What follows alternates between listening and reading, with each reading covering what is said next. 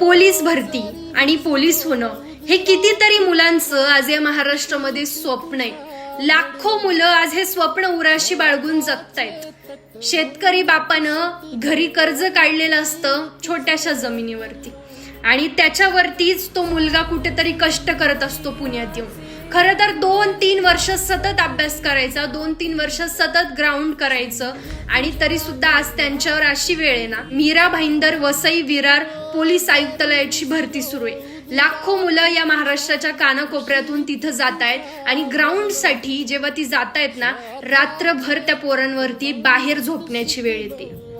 बरं, पालिकेच्या अनेक मालमत्ता आहेत जिथं मुलं झोपू शकतात।